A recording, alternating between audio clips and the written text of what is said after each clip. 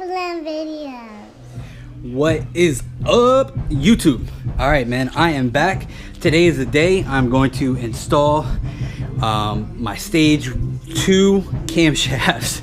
Sorry, I'm gonna install my custom-made regrind stage 2 camshafts. Lots of duration, but anyways, I got a little ahead of myself. Was pretty excited.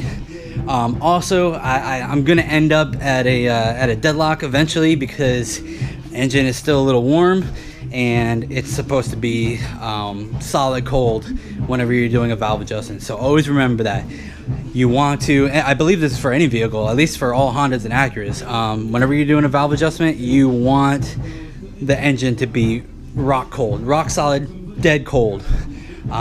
If you don't, there's going to be a little bit of expansion due to heat, and it's going to throw off your specs, which is why they request it to be dead cold. But as you can see, I already started, took the top plate off of the intake manifold, and then starting here, it's pretty simple. Just start unhooking stuff. Unhook, unhook, unhook. This should all come out as one piece now. Take throttle bodies, leave throttle bodies on, take intake off. Take top plate off, and then we're gonna go from there.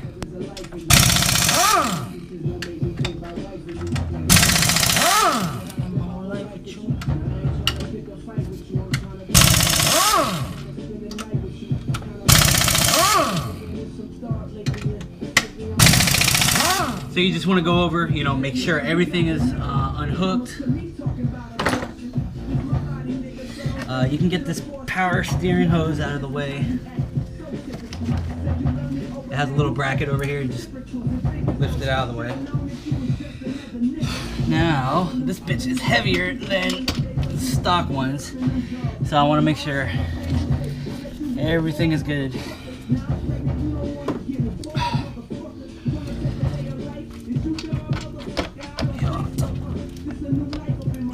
Something's holding it up a little bit.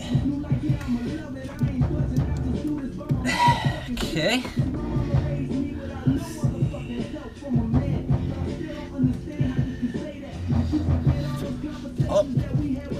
Disconnect throttle body. Disconnect throttle body cable or harness. Alright, now that's out. So, a little tip I like to use, guys, and this has saved me so many times, and I've pulled these heads, I've done work, I've literally had this entire motor down to the bare block 4 times, and it's saved me every time. Motor has 190,000 going on 200. I think it's like 193 at the moment. And I'm installing a new stage 2 cam into it. So as long, like I said before, as long as you stick by the book, you'll be okay, and your shit will last. I like I said before, I like to put my bolts back where they came out of. It just saves you a lot of headaches in the long run. So now I got to take this off. All right, that's all by itself over there. Now she should lift off.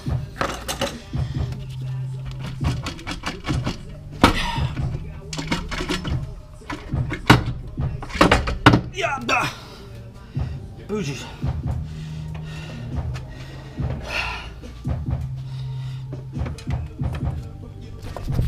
And there she is, as beautiful as always. And when I said, all right, let me turn this down for you. So when I say I put everything back where it came out of, I also put everything in order as it came off the car. Makes everything a hell of a lot easier, because you do just come back through. Obviously I'll be at this end and I'll be like, all right, well, this goes on, put that on, and so forth. You get the idea. So it makes it a lot easier. You don't have to guess, because there's certain times where if you put one thing on before another, then you get stuck and you have to go back and take that thing off, and I fucking hate that. So this will eliminate that. Line it up in the order that you took it off, put it back in, or install it in that same reverse order. It's gonna save you a lot of headaches. All right, next step for all my J series brothers would be to go ahead and remove the coil packs. You're gonna remove each bolt, and then you're gonna unplug and pull them out. Pretty straightforward.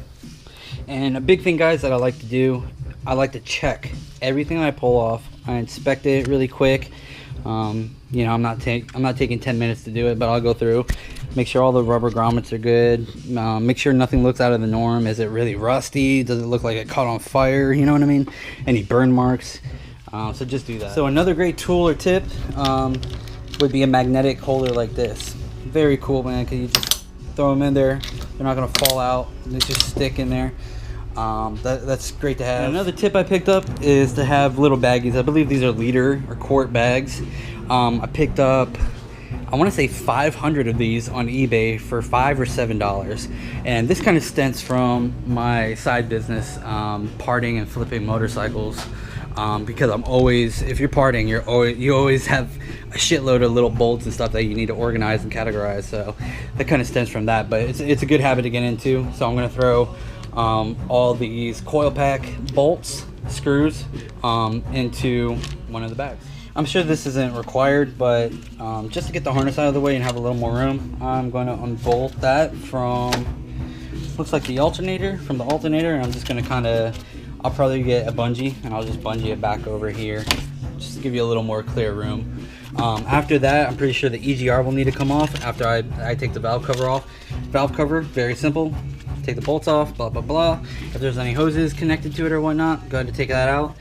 Make sure you tape the dipstick out. And then the same for the back.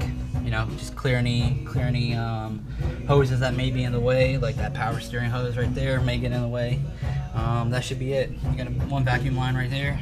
Tech tip number 142. No, just kidding. Bungees. If you don't have them, get them. It helps out a lot. You can go ahead and I'm going to bungee this bad boy out of the way. It also comes in really handy when you're doing when you're pulling your heads or doing timing belt. You got to move this power steering pump a lot of the time, and you're going to want to move it as far over that way without disconnecting it. So you're going to bungee it. I usually bungee it back over here somewhere. I'll run a bungee and then I'll hook it down in there and it holds it out that way further. Alright guys, EGR is off. Once again, bolts go back to where they were taken off. You can see here, beautiful. This is what a good motor should look like. This is a 190,000 mile, close to 200,000 mile cylinder head. Granted, it was rebuilt around 100,000 miles. I did port them, so it was ported, polished combustion chamber, and I decked them 40 thou. I was told that would bring it to a 11-to-1 compression, so this motor should be 11-to-1 compression, being I decked at 40 thou. That's basically it for right now. I'm going to repeat this process on the back. And I did want to add something to all you guys that are worried about nitrous. You know, you're scared. You say, people that say, oh, you're going to blow your motors up. Yeah, you should be scared, and you might blow your fucking motor up. But if you go by the manufacturer's specs and you set your car up the way it's supposed to be properly, this is the outcome. You know what I mean? I've been spraying my motor for over 40,000 miles now. Wait, let me see, 80,000 miles. I've been spraying my motor. This motor has taken 80,000 miles, 25 plus bottles of nitrous, and this is what it is. You guys tell me if this motor is hurt. You've seen the numbers, so you can see a little bit of polish there. So I did port and polish. Everything's ported and polished fully all the way through. But look at that. You guys, you tell me, you know, how bad is my motor hurting? So like I said, just do it right. Do it right and you guys will be all right. All right, got the rear head off. Looks pretty much damn near identical to the front. Actually, it looks a little cleaner. For some reason, the fronts always have a little darker tint or hue to them. I don't know why that is. Somebody actually explained that to me, why they always look a little darker, the front. But I don't recall what it is. But you'll see it when you break it open. You'll notice that the rear is a lot cleaner, or the metal, it has a different color. This is almost like it's like a darker brown, where this is like literally it looks like metal with like a very little bit of brown. I think he said something to heat. I don't remember, but it was interesting when I found out why. So that's that. Next step, I am going to remove the serpentine belt. if you don't know how to do that, you look it up in the manuals. Pretty straightforward. It's just a pulley down here that you have to get a socket on and push forward, and that will loosen the belt, and then just slide the belt off. It's good to move the power steering reservoir out of the way. Just lift it off of its mount, and then I tuck it down into there. And then you can do that because you're gonna have to get to the timing, because in order to get the cam out, you have to remove the cam sprocket. And to do that, you got to remove the timing covers.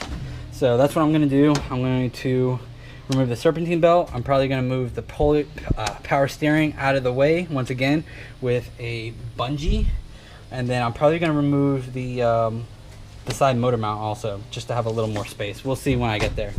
And if you guys were questioning, what is he going to be driving, being that I have to let it sit for a day? Wow, that's my baby. That's my little lap dog right there. His name's Apollo. Apollo. Yeah. Oh man. That's Apollo. What is he? How old are you, Apollo? 7? Are you 7-ish? Apollo's a 7-ish Great Dane. He's a Great Dane. Let me see. 2010. Yeah. So he's right around 7 or 8. So he's a good boy. He's a good boy. He lives outside now. Bladder started getting bad. Not too bad, but he just decided that he wanted to keep peeing in the house. This is on a little personal side, you know, but he's a good boy. He's a beautiful doggy. I would be scared if I saw that. Good thing I know you, right? Good thing I know you. But anyways, this is my Dodge Dakota. Love it, man. It's a 5.2 V8. I call her Bertha because she is just fucking awesome. I bought her for $800 back in, I want to say 2008, and since then I put 60,000 miles on it, and she is still kicking. The only things I've had go wrong with it is mostly electrical. The ignition coil went bad, replaced that. Just spark plugs, wires, and the ECM went out. It went out once, got a replacement from Cardone. That one went out literally 1 day, 1 year and 1 day, and their warranty is for 1 year. And I called them and they wouldn't replace them, and I went off. I'm like, are you serious? And at that time I wasn't doing too well, man. Like I was in some trouble, and then I got out and I started doing better. I just got a job. I wasn't making that much money, and then my girlfriend at that time, she's still my girlfriend, she said that she was pregnant, having a kid, and I'm like, fuck. So this happened, and then the ECU or the ECM went out, and I just went off on them, and finally I just kept talking to him, and I finally got in contact with, like, I think the owner, and he was like, I'm gonna send you a new one. I'm like, good, you should, because you know, the features say that it's better than OEM. OEM lasted 21 years, and yours didn't even last a year. And I'm like, how is that even better than OEM? How did you improve on OEM? So he was like, yeah, you're right. He's like, here, I'm gonna send you out a better one, and he did, and never had an issue with it again. So maybe it was just that one bad one.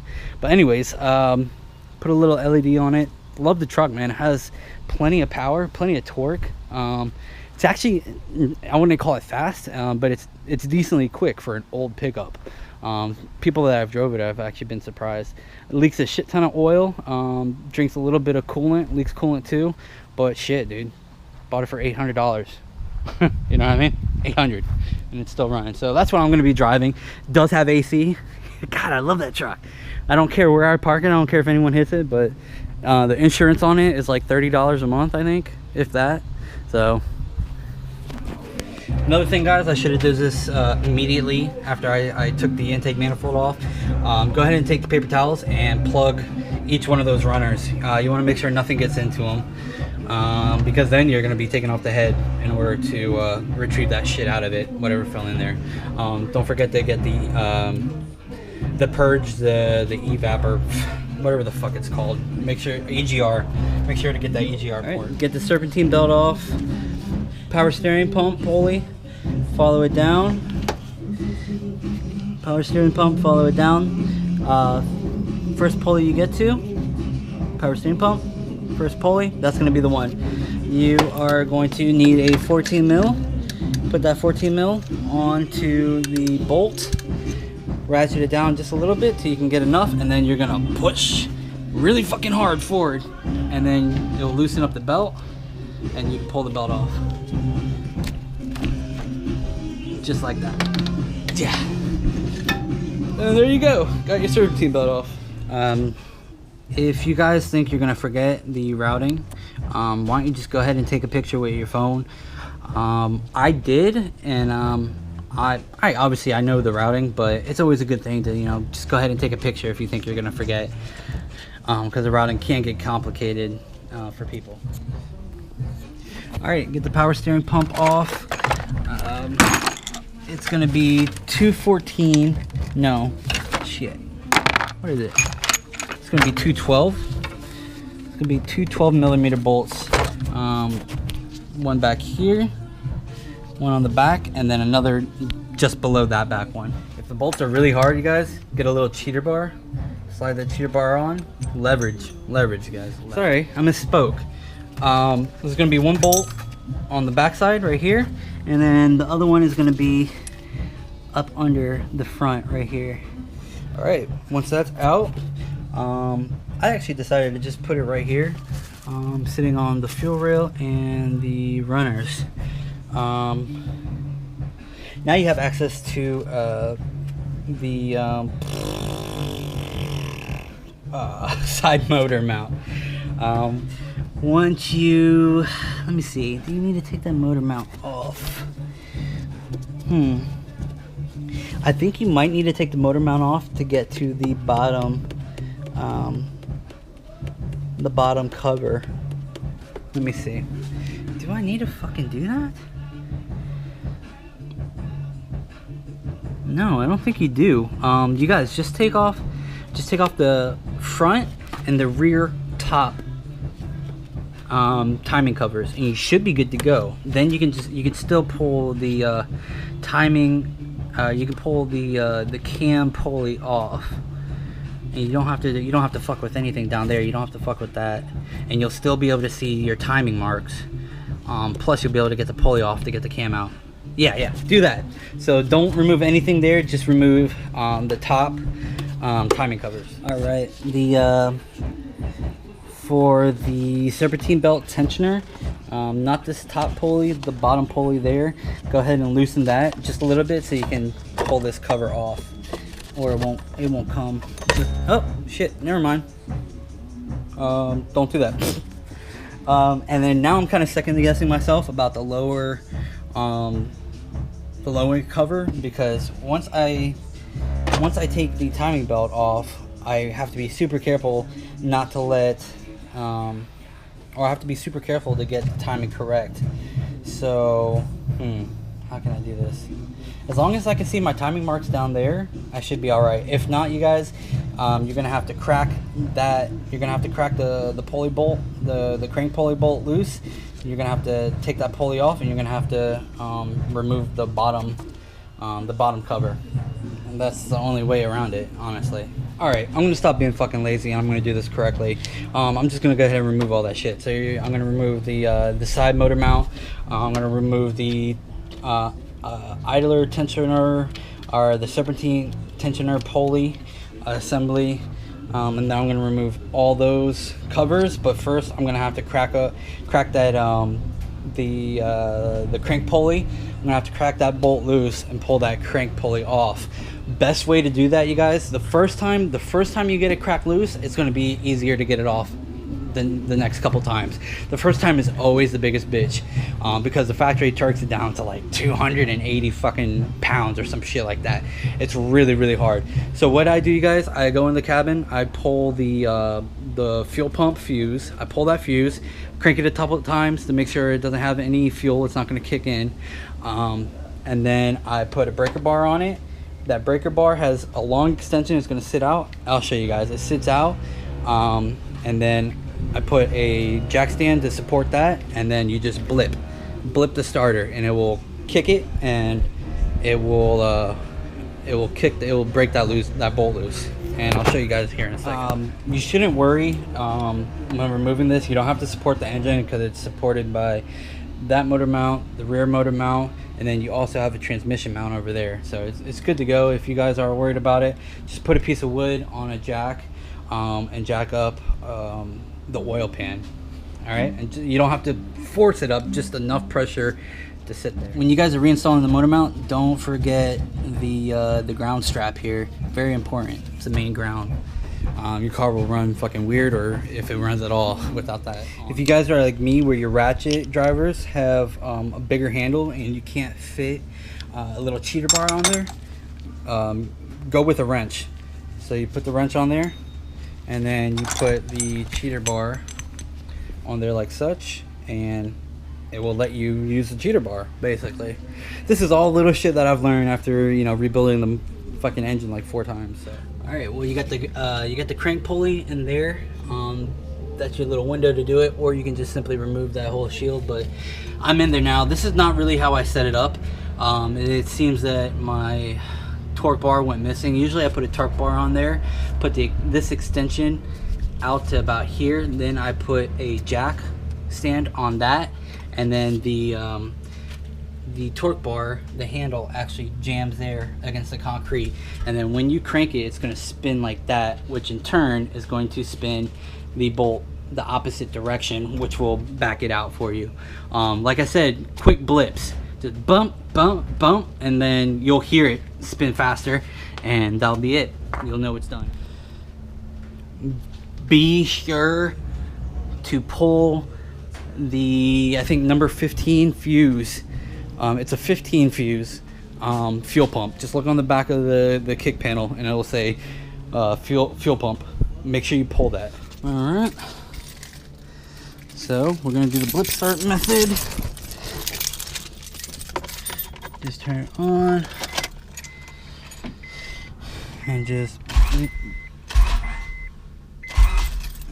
all right, that should be it. And here is the fuses. So you got SRS, meter, washer, fuel pump, and it's gonna sit like that. All right, so yeah, it's pretty easy. Just, you know, look, there's a 10, 7.5, and a 7.5, and then a 15. It's gonna be way different than the other side, which is a 7.5, a 20, a 20. So you just, you know, use your head. You come up in here, and then you just put that, pull it out, and then put it back in. All right. Now you'll see. Oh, look at that. It is coming off. All right, now just go ahead and remove the pulley.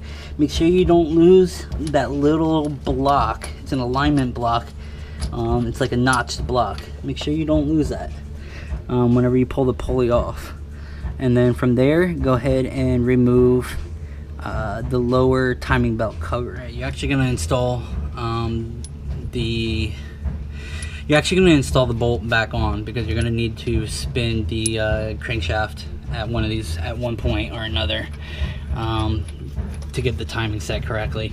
And you can remove the spark plugs to make it easier. It just it actually reduces the amount of back pressure, so it's not as hard to spin it. I don't know if I'm going to do it or not. Probably not.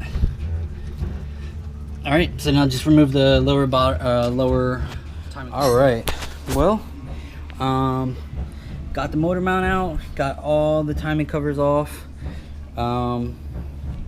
I was able to get around it without taking the serpentine idler tensioner, the tensioner pulley assembly out. I just backed it off a little bit, and it was just enough to slide the bottom one out from behind it. You should be able to do the same thing without having to take it all the way off. So that's that. Now I am going to pop this off. So in the manual, they will tell you to put like the battery tie down bar to screw it into the back of that. I don't do that at all. I actually loosen the idler pulley for the timing belt. So it's just a pulley that's sitting there by itself. It's silver. Damn, you can't really see it, but it's down there. So I back that off just enough to it actually loosens this, and it slides. I can slide the belt right off, and that's how I do it. And guys, it's so much easier than trying to do it the other way. So once again, the timing belt idler pulley, back that bolt out far enough that you can slide that pulley off of it, or slide the pulley out a little bit, and then you can pull the entire timing belt off. That is by far the easiest way. And then the reverse, to put it back on, is the reverse. You slide that timing belt on and then slide it in there and then just start tightening it down. And that's the easiest way without having the gears jump. I just found that's the easiest way for me to do it by far. And like I've bailed a couple people out already. Like they've called me and they're like, dude, I can't get my timing right. I've gone over there within 10 minutes and just boom, boom, boom, and it's done. So I don't know if it's gonna work for you guys, but that's what worked for me. All right, I got the pulley broke loose, but then I remembered you want to break these cam pulleys loose first, because then once you pull that belt off, you're not gonna have anything to hold that cam in place. So break the cam pulley bolts off first, and then you can continue with the timing belt idler. There you go. Turn the low light on now, you can definitely see it. So there's the idler pulley. You back that out just enough and then it will slide out like that, and then you can, it's just enough slack. Like you already got some good slack on there. See it's already loose. So I'm gonna break this loose. All right, got both of those broke loose. Just make sure you guys, it was hard for me to get this in here, so I had to do it with a really small socket. It took a little bit of elbow grease, or it took a little manpower to get that off. So make sure you tighten those back to what they're supposed to be. Spray a little WD-40 or PB Blaster on it, because you don't want them to seize up, because it'll be a bitch to get off if you have to do it in the future again. And then torque them down to spec. Don't over torque them, because then you'll never be able to get them off. All right, don't back it all the way out, guys. All right, don't back it all the way out. But so now I got it. I don't know if you can see that now. It's pretty fucking dark. But anyways, got the idler pulley. See, it just moves now. Slide it, and there's enough slack that you just pull the timing belt. Yep, and you heard it. So it just skipped. So that entire pulley just skipped. It just fucking went the wrong way. Anyways, I knew that was gonna happen, but it just did it. So you can see it just did it again. But that's what it's called, jumping. That's when it jumps time, at least when you're setting it. But if it jumps timing when you're driving, that means the belt skipped on one of these teeth and the timing is off. But here it jumped timing on me just sitting here, which I knew was gonna happen, but whatever. But that's why I ended up taking off all of the covers, because I knew that shit was gonna happen and I would need access to all of it. So now just pull that bad boy out, and there you go. Inspect your timing belt, make sure it's good. The one that I took off with 100,000 miles from the factory it literally looked like I can go another 200,000. It was perfect. There was nothing wrong with it. There was no stretch. There was nothing. Measured it to the new one, and the new one was identical to the old one. So that just shows you, how long these motors can last with the belt. But with that said, just go ahead and do it anyways. You're already in there. Change the belt, which I did. This time around, I am not going to change it. Maybe should, but I'm not going to. That's just my personal preference.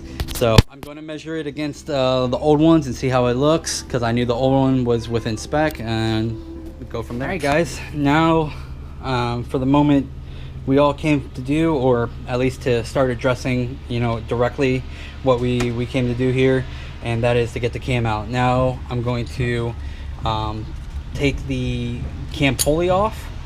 I'm going to disassemble the rocker assembly. I'm going to take all these rocker assembly out, and then I am going to pop that cap open, and the cam is going to slide out this way. Same with the other side, identical, do the same thing, but you can see there's a little more shit in the way, so I'm going to have to address that whenever I get to it.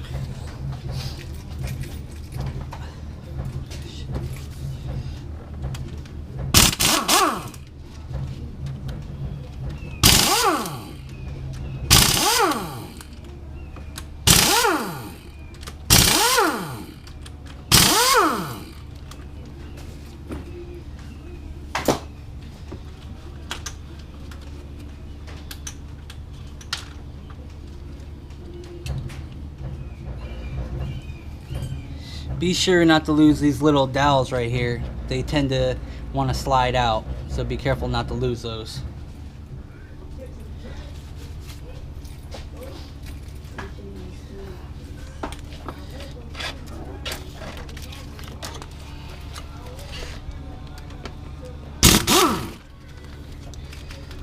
damn it.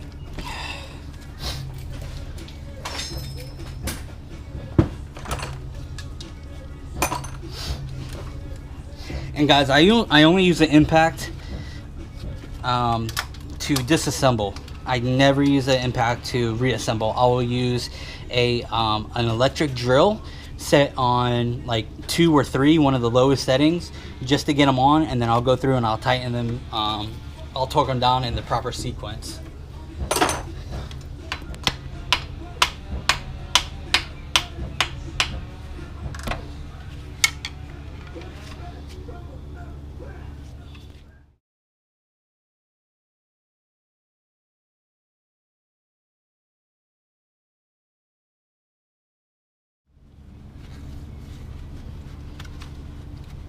Alright guys, that should be it. Should be able to pull the cam out now. So you want to support it evenly. Go ahead and give it a push from the other side. And I put my 2 fingers in each hole on the sides like that. And then we just start going. You want to give it a little bit, you want to push it a little bit. Oop, looks like I got to remove this bolt right here. Or this fucking nuts. Alright. Here we go. Here we go. Ah, radiator hose is in the way, but we are gonna go past it.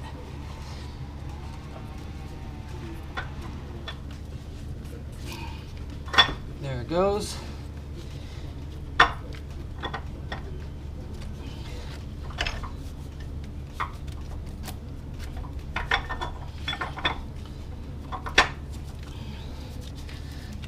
You know, being careful, you don't really want to damage them even though you're replacing them.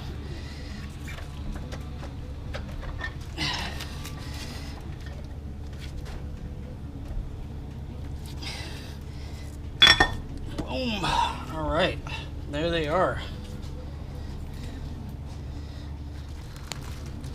My hands are super dirty, so I'm not gonna be able to pick up the camera now, but you want to go through and you want to compare them to your new camshaft. Make sure everything aligns. If you have assembly lube, go ahead and put that on the cam. If not, go ahead and just dip your fingers in that oil in the head and make sure the cam is well lubricated before installing.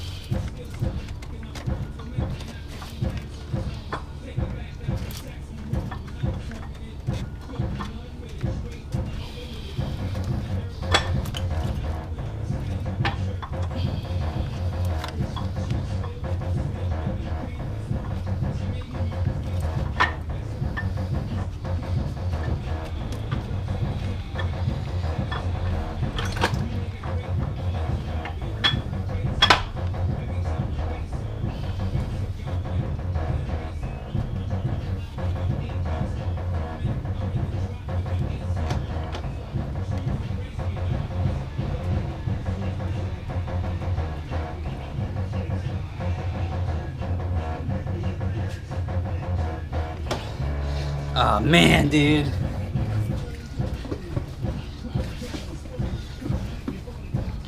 Bro, when I say there's tolerances, these tolerances are so tight. I don't know if you guys can see that, but look how close that gets to the head right there. I mean, it's that's not even millimeters, guys. That's a fraction of a millimeter. It's insane. It's just crazy. When you cam in, you're gonna repeat the steps for the rear head, and like I said, it's gonna be slightly different, being that I'm gonna have to move around some of this stuff back there. Well, this is where I'm ending up. I gotta stop. My daughter got a play that I gotta go to, so went ahead and covered everything up. I actually got the rocker assembly reinstalled here, torqued down. The bolts are 17 pounds each, so I went ahead and torqued those down. I put the cam pulley back on, I put that cover, that cam cover back on, and then I just simply cover the back because the back is a lot harder to get the cover on. And you guys be careful. Sometimes the spark plug hole, the O-ring or whatever, the gasket that goes around it, sometimes it doesn't go around that hole, and you'll actually get pretty bad oil leakage from there. I forgot what set I got. I got a new set, and it just for the life of me would not go in. But you know, to try to get around it, the best thing you can do is just oil up sorry guys, so a way around it is to go ahead and oil up that gasket before you put it on, and then go ahead and oil up the spark plug hole too, and that should help you get it around it, and then stretch it a little bit and it should work. Or you can install them, you know, like the day before, and just let them sit on there, and that should work also. To be continued. I should have this anyways. I have to wait for the engine to be completely cool anyway, so I'm gonna come back tomorrow and I'm gonna get it done. All right, this is round 2. After a night hiatus, I am back. The engine is nice and cool. Got the covers off. Front cam is in. Rocker arm bolts are torqued down to 17. Same with the rear cam. Rear cam is out, installed, and then torqued down. So the next step is to set timing. If you've never set timing, I don't know if you can see that, but there is a mark. There is a timing mark on the top of the pulley, and it needs to align with the mark that's on the pulley guard right there.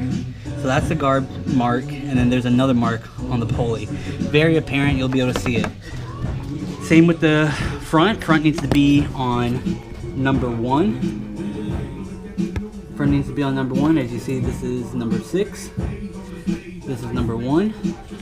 And it needs to be set with the timing guard right there. It needs to be set with that mark. Alright, so you got 1 to 1. You got 1 to mark. You got mark to mark. And then you need to come down here. And there's also going to be another timing mark. It's going to be on the block itself. It's going to be an arrow. Let's see if I can see it for you guys. Alright, you should be able to see it right there. Right there. It's hard to point with only fucking... So, let me see if I can do this. Right here is the timing mark. Right there's the timing mark. And then on here, shit. Alright, and then there, the other mark is right here. So basically, it's aligned with that pin right here. That's the pin you don't want to lose. So the other mark is going to be right there. So you need to align that with that up there. And then once all those are aligned, that will be true top dead center for number 1. And that's how you set your timing. So you need to align all those, and then you need to get your timing belt on and slip it on there.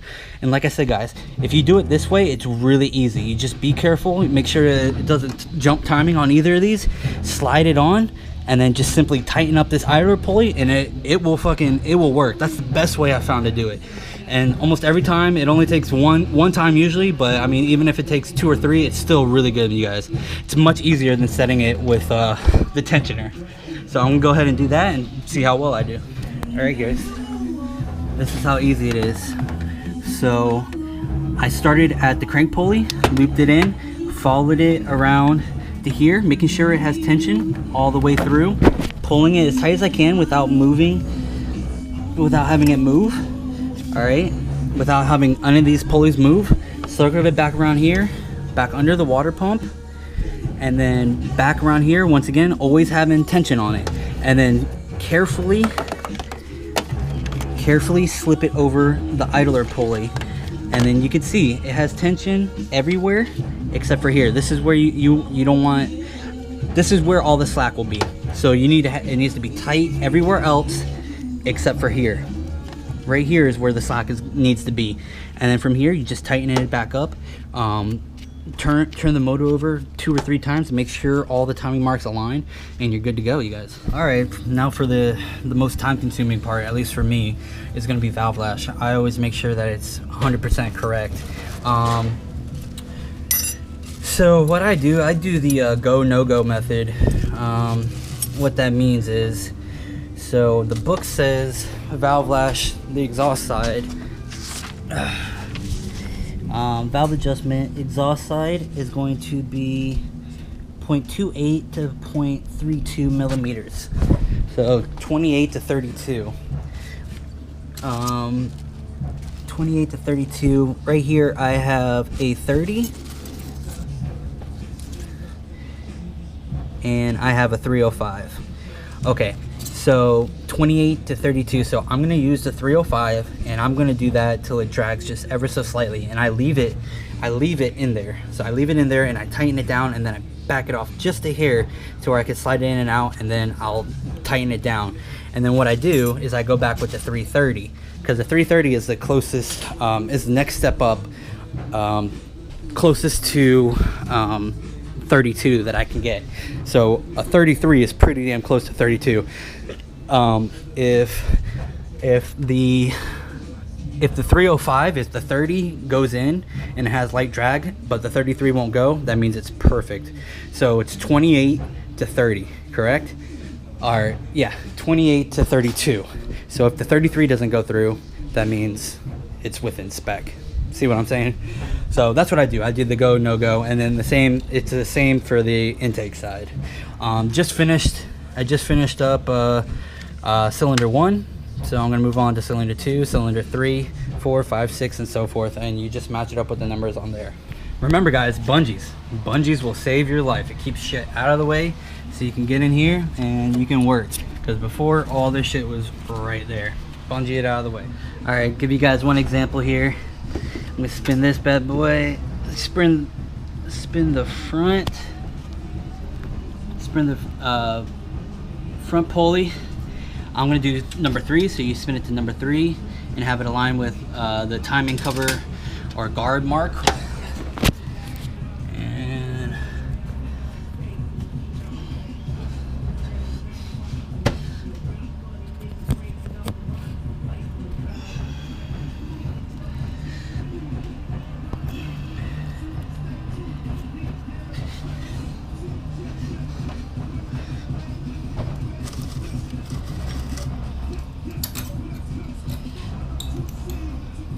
all right, intake side, I'm gonna do 229, which is right around almost 23. So I'm gonna crack these 2 loose. Crack that one loose first. I'm gonna slide the 229 in there. You can see, slides in no problem. So what I do is I bolt it, I tighten it all the way down until it won't move. Still moving.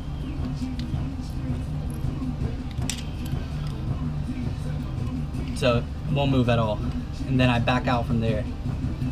Still won't move. Now it's moving. So right about there is actually where I want it. Then I'll just back it down again to see if that's it. Move slightly there.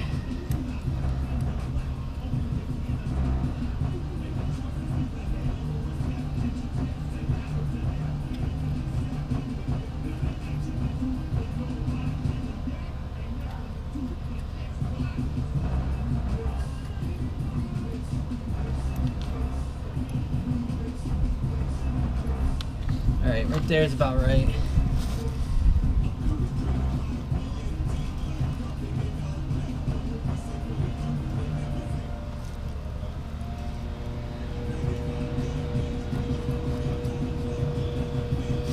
And then with that, it's still in there.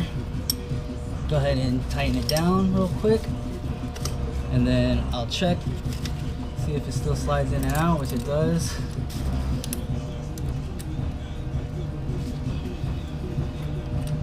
Alright, now I go and check the larger one, the no-go.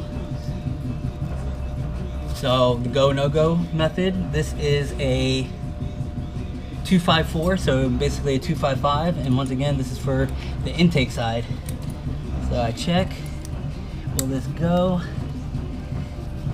It will not. So it won't go, so we are good. And then I just keep repeating that.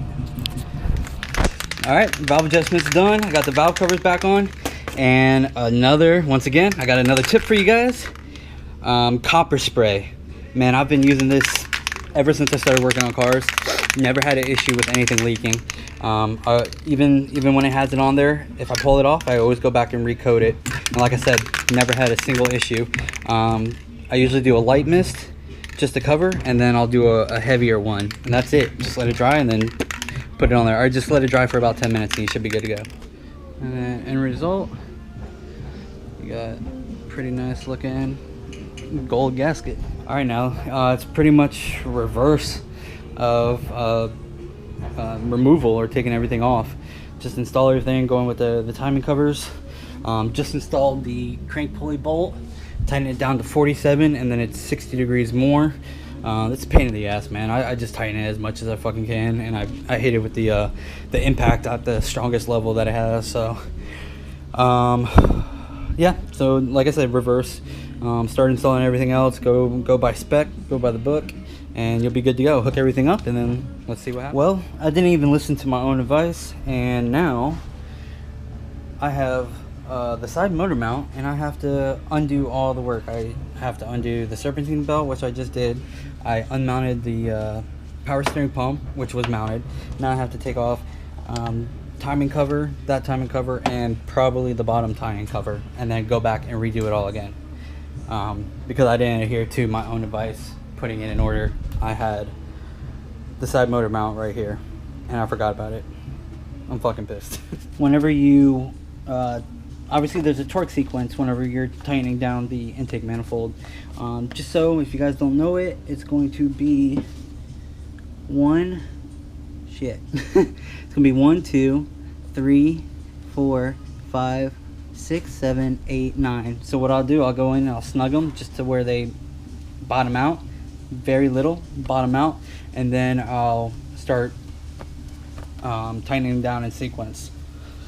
Do that, you guys, and you'll never have a leak. All right, for good or worse, you're gonna see what happens on the first start. Let's see. I went ahead and I checked everything. Everything should be hooked up properly. Oh my God. Oh, I'm beat. I am literally tired. I'm worn the fuck out. All right, guys. Let's turn everything off so we can hear it.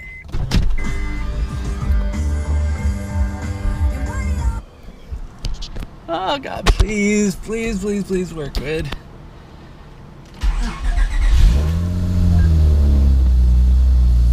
Whoa, beautiful.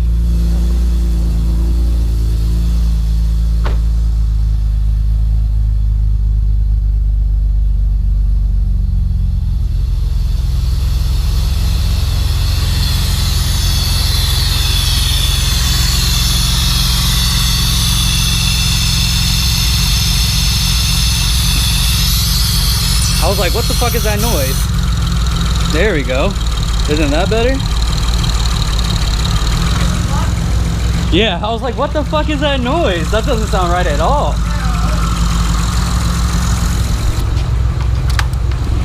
Alright, so I would say that's pretty good. Out of all that shit, I missed one hose. I would say I'm pretty happy with that.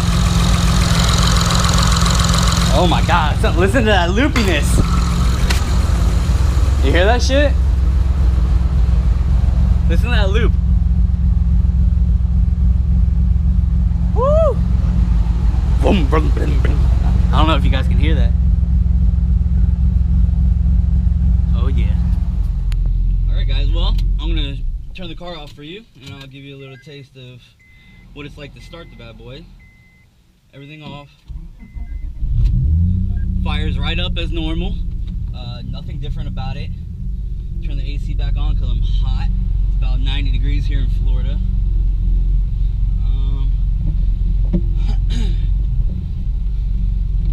And just go for a little drive. So the idle is a little more loopy, which is fucking awesome. It sounds great. My old neighbor Huey, Mr. Huey, he's awesome. He loves cars. He was He was really into hot rodding when he was younger. He has all kinds of good stories. I love talking to older people, man. They just the experiences and stuff. You just listen to them, you know, and they have some great stories. And if you listen, you can actually learn. But anyways, drives normal. I don't see any.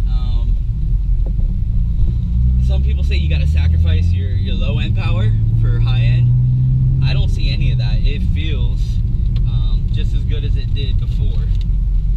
Get that fucking situated. Pull's hard. Let's see if I can get a quick pull here for you guys.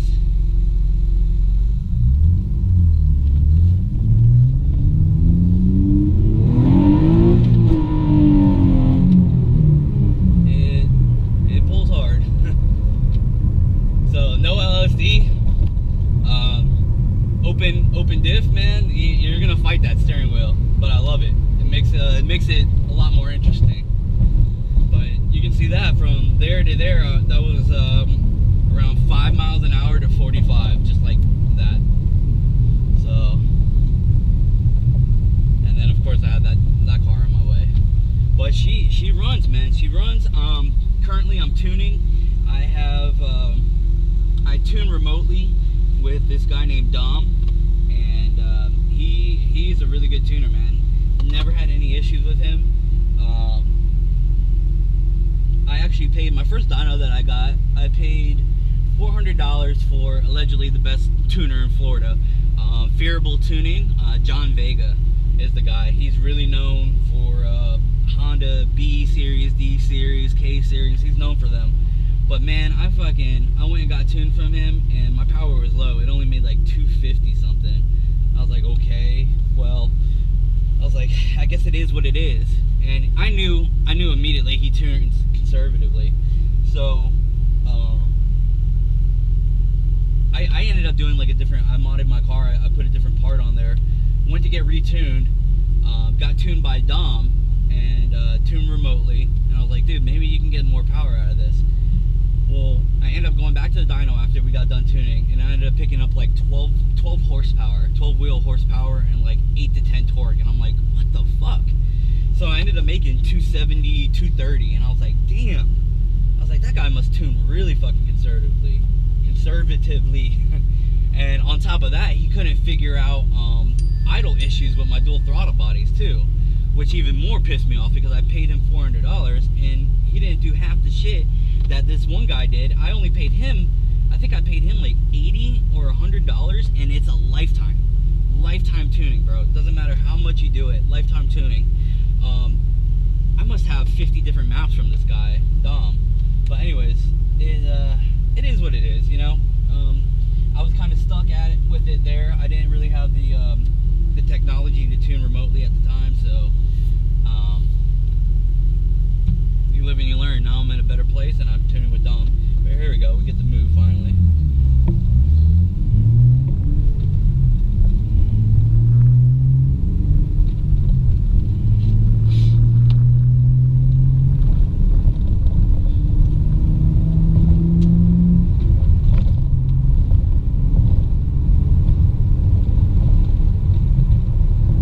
And just a heads up, guys, if you go to a bigger cam and you get a misfire code, it's perfectly normal.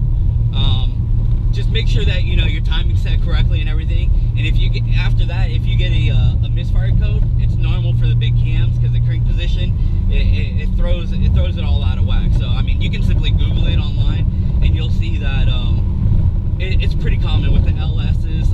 There's a bunch of forums with the LS swaps or just LS in general. They hit that topic quite a few times, and then there's other forums. You just type in misfire after new cam or big cam, and that shit will come up for you. So there's usually a cop over here. I don't see a cop here.